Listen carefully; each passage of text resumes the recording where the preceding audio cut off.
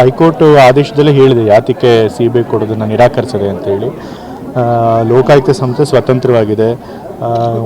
ತನಿಖಾ ಸಂಸ್ಥೆಗಳ ಮೇಲೆ ಆ ರೀತಿ ನಾವು ಅನುಮಾನ ವ್ಯಕ್ತಪಡಿಸೋಕೆ ಹೋದರೆ ಸಿಬಿಐ ಮೇಲೆ ಕೂಡ ವ್ಯಕ್ತಪಡಿಸಬೇಕಾಗುತ್ತೆ. ರಾಜಕೀಯ ಉದ್ದೇಶದಿಂದ ಕೇಂದ್ರ ಸರ್ಕಾರದವರು ಕೂಡ ನಮ್ಮ ವಿರುದ್ಧ ಬರೋಂಗೆ ಮಾಡ್ಬೋದು. ಸೊ ಹಾಗಾಗಿ ತನಿಖಾ ಸಂಸ್ಥೆಗಳ ಮೇಲೆ ಆ ರೀತಿ ಅವ್ರ ಸ್ವಾತಂತ್ರ್ಯನ ಪ್ರಶ್ನಿಸುವಾಗಲ್ಲ. ಎಲ್ಲರೂ ಕೂಡ ಅವ್ರದ್ದು ಸ್ವಾತಂತ್ರ್ಯದಿಂದನೇ ಅವರು ಕೆಲಸ ಮಾಡ್ತಾರೆ. ಸೊ ಕೋರ್ಟ್ ಕೂಡ ಒಪ್ಕೊಂಡಿದೆ. ಮತ್ತು ಹೇಗೆ ಆರೋಪಿಗಳು ನಾವು ಇಂಥ ತನಿಖಾ ಸಂಸ್ಥೆಗೆ ವಹಿಸಬೇಕು ಅಂತ ಹೇಳೋ ಅಧಿಕಾರ ಇಲ್ವೋ, ಅದೇ ರೀತಿ ಯಾರು ದೂರು ಕೊಟ್ಟಿರ್ತಾರೆ ಅವರು ಕೂಡ ಆ ರೀತಿ ಕೇಳೋಕೆ ಬರೋದಿಲ್ಲ. ಮತ್ತು ಅವ್ರು ದೂರು ಕೊಡಬೇಕಾದ್ರೆ ಲೋಕಾಯುಕ್ತಕ್ಕೆ ವಹಿಸಿ ಅಂತಲೇ ಕೂಡ ಅವ್ರು ಹೇಳಿದರು. ಅವರೇ ಲೋಕಾಯುಕ್ತಕ್ಕೆ ವಹಿಸಿ ಅಂತ ಹೇಳಿ ಇವಾಗ ಲೋಕಾಯುಕ್ತಕ್ಕೆ ಬೇಡ ಸಿಬಿಐ ಕೊಡಬೇಕು ಅಂತ ಕೇಳೋದು ಸರಿಯಲ್ಲ, ಸಮಂಜಸ ಅಲ್ಲ ಅಂತ ಕೋರ್ಟು ಕೂಡ ಹೇಳಿದೆ. ಸೊ ಹಾಗಾಗಿ ಲೋಕಾಯುಕ್ತದವರು ಏನು ತನಿಖೆ ಮಾಡ್ತಿದ್ದಾರೆ ಅದು ಪಾರದರ್ಶಕವಾಗಿದೆ, ನಿಷ್ಪಕ್ಷಪಾತವಾಗಿದೆ ಅಂತ ಕೋರ್ಟ್ ಅಭಿಪ್ರಾಯಪಟ್ಟಿದೆ. ಹಾಗಾಗಿ ನಮಗೆ ರಿಲೀಫ್ ಸಿಕ್ಕಿದೆ. ಇವತ್ತಿನ ಜಜ್ಮೆಂಟ್ ಮಾತ್ರ ಅಲ್ಲ, ಮುಂದಿನ ಜಜ್ಮೆಂಟೂ ಕೂಡ. ಯಾಕೆ ಅಂತಂದರೆ ಸತ್ಯ ನಮ್ಮ ಪರವಾಗಿದೆ, ನ್ಯಾಯ ನಮ್ಮ ಪರವಾಗಿದೆ. ನಾನು ಮೊದಲಿಂದನೂ ಹೇಳ್ತಿದ್ದೀನಿ, ಮೂಡಾಗಣದಲ್ಲಿ ಸಿದ್ದರಾಮಯ್ಯ ಅವ್ರದ್ದಾಗಲಿ ಅಥವಾ ನಮ್ಮ ಕುಟುಂಬದವ್ರದ್ದಾಗಲಿ ಯಾವುದೇ ತಪ್ಪಿಲ್ಲ ಅಂತ ಹೇಳಿ. ಸೊ ಹಾಗಾಗಿ ನಾವು ತಪ್ಪಿಲ್ಲ ಅನ್ನೋ ಧೈರ್ಯ ನಮಗಿದೆ. ಸತ್ಯ ನಮ್ಮ ಪರವಾಗಿದೆ, ಹಾಗಾಗಿ ನ್ಯಾಯ ಕೂಡ ನಮ್ಗೆ ಸಿಗುತ್ತೆ. ಸ್ವಲ್ಪ ಡಿಲೇ ಆಗ್ಬೋದು, ಆದರೂ ಕೂಡ ಅಂತಿಮವಾಗಿ ನ್ಯಾಯ ನಮ್ಮ ಪರವಾಗಿ ಬರುತ್ತೆ. ಹೋಗಲಿ, ಯಾವ ಕೋರ್ಟ್ಗಳಿಗೆ ಹೋದರೂ ಕೂಡ ತಪ್ಪು ಮಾಡಿಲ್ಲದೆ ಇರೋದ್ರಿಂದ ನ್ಯಾಯ ನಮ್ಮ ಪರವಾಗಿ ಸಿಗುತ್ತೆ. ಈಗಾಗಲೇ ಹೇಳಿದ್ದೀನಿ ಇಡಿ ಬಗ್ಗೆ ಬೇಕಾದ ಸಲ. ಇಡಿಗೆ ಹೇಗೆ ಅದು ಕೇಂದ್ರ ಸರ್ಕಾರದ ಒಂದು ಒತ್ತಡದಲ್ಲಿ ಕೆಲಸ ಮಾಡಿದೆ ಅಂತ ಎಲ್ರಿಗೂ ಗೊತ್ತು. ಬರೀ ಕರ್ನಾಟಕ ರಾಜ್ಯದಲ್ಲಿ ಮಾತ್ರ ಅಲ್ಲ, ಎಲ್ಲ ರಾಜ್ಯಗಳಲ್ಲೂ ಕೂಡ ಇಡಿಯನ್ನು ಒಂದು ಅಸ್ತ್ರವಾಗಿ ಬಳಸ್ಕೊಂಡು ರಾಜಕೀಯ ಎದುರಾಳಿಗಳನ್ನು ತುಳಿಯುವಂಥ ಪ್ರಯತ್ನ ಕೇಂದ್ರ ಸರ್ಕಾರ ಮಾಡ್ತಿದೆ, BJP ಸರ್ಕಾರ ಮಾಡ್ತಿದೆ. ಮತ್ತು ಇಡಿ ಅವ್ರ ಕನ್ವಿಕ್ಷನ್ ರೇಟು ಕೂಡ ನಿಮ್ಗೆ ಗೊತ್ತಿರ್ಬೋದು. ಕೋರ್ಟ್ಗಳ ಎಷ್ಟೊಂದು ಸರಿ ಇಡಿಗೆ ಚೀಮಾರಿ ಹಾಕಿದೆ. ಅವರು ಬರೀ ಆರೋಪ ಮಾಡ್ತಾರೆ, ಆದರೆ ಆರೋಪಗಳನ್ನು ಸಾಬೀತು ಮಾಡೋದಿಲ್ಲ, ಕನ್ವಿಕ್ಷನ್ನು ಮಾಡೋದಿಲ್ಲ.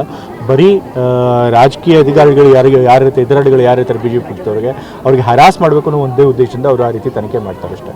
ಸೊ ಹಾಗಾಗಿ ಮುಂದೆ ಅವ್ರು ಯಾವ ಕೋರ್ಟ್ಗೆ ಹೋದರೂ ಕೂಡ ಸತ್ಯ ನಮ್ಮ ಕಡೆ ನ್ಯಾಯ ನಮಗೆ ಸಿಕ್ಕಿದೆ.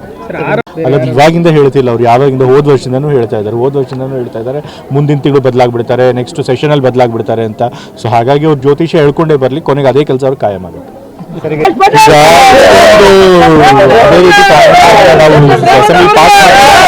ಗವರ್ನರ್ ಹಾಗೆ ಇಟ್ಕೊಂಡಿದ್ದಾರೆ ರಾಜ್ಯಪಾಲರು. ನಮ್ಮ ಸರ್ಕಾರದ ಕಡೆಯಿಂದ ಹೋಗಿ ಅವ್ರಿಗೆ ಮನವೊಲಿಸುವಂಥ ಪ್ರಯತ್ನ ಮಾಡ್ತೀವಿ.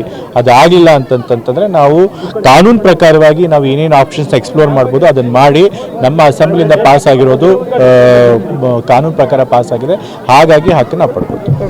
ಹೈಕೋರ್ಟ್ ಆದೇಶದಲ್ಲೇ ಹೇಳಿದೆ ಯಾತಕ್ಕೆ ಸಿಬಿಐ ಕೊಡೋದನ್ನು ನಿರಾಕರಿಸಿದೆ ಅಂತೇಳಿ. ಲೋಕಾಯುಕ್ತ ಸಂಸ್ಥೆ ಸ್ವತಂತ್ರವಾಗಿದೆ. ತನಿಖಾ ಸಂಸ್ಥೆಗಳ ಮೇಲೆ ಆ ರೀತಿ ನಾವು ಅನುಮಾನ ವ್ಯಕ್ತಪಡಿಸೋಕೆ ಹೋದರೆ ಸಿಬಿಐ ಮೇಲೆ ಕೂಡ ವ್ಯಕ್ತಪಡಿಸಬೇಕಾಗುತ್ತೆ. ರಾಜಕೀಯ ಉದ್ದೇಶದಿಂದ ಕೇಂದ್ರ ಸರ್ಕಾರದವರು ಕೂಡ ನಮ್ಮ ವಿರುದ್ಧ ಬರೋಂಗೆ ಮಾಡ್ಬೋದು. ಸೊ ಹಾಗಾಗಿ ತನಿಖಾ ಸಂಸ್ಥೆಗಳ ಮೇಲೆ ಆ ರೀತಿ ಅವ್ರ ಸ್ವಾತಂತ್ರ್ಯನ ಪ್ರಶ್ನಿಸುವಾಗಲ್ಲ. ಎಲ್ಲರೂ ಕೂಡ ಅವ್ರದ್ದು ಸ್ವಾತಂತ್ರ್ಯದಿಂದನೇ ಅವರು ಕೆಲಸ ಮಾಡ್ತಾರೆ. ಸೊ ಕೋರ್ಟ್ ಕೂಡ ಒಪ್ಕೊಂಡಿದೆ.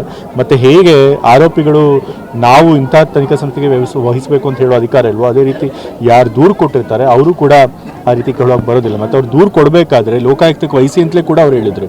ಅವರೇ ಲೋಕಾಯುಕ್ತಕ್ಕೆ ವಹಿಸಿ ಅಂತ ಹೇಳಿ ಇವಾಗ ಲೋಕಾಯುಕ್ತಕ್ಕೆ ಬೇಡ ಸಿಬಿಐ ಕೊಡಬೇಕು ಅಂತ ಕೇಳೋದು ಸರಿಯಲ್ಲ, ಸಮಂಜಸ ಅಲ್ಲ ಅಂತ ಕೋರ್ಟು ಕೂಡ ಹೇಳಿದೆ. ಸೊ ಹಾಗಾಗಿ ಲೋಕಾಯುಕ್ತದವರು ಏನು ತನಿಖೆ ಮಾಡ್ತಿದ್ದಾರೆ ಅದು ಪಾರದರ್ಶಕವಾಗಿದೆ, ನಿಷ್ಪಕ್ಷಪಾತವಾಗಿದೆ ಅಂತ ಕೋರ್ಟ್ ಅಭಿಪ್ರಾಯಪಟ್ಟಿದೆ. ಹಾಗಾಗಿ ನಮಗೆ ರಿಲೀಫ್ ಸಿಕ್ಕಿದೆ.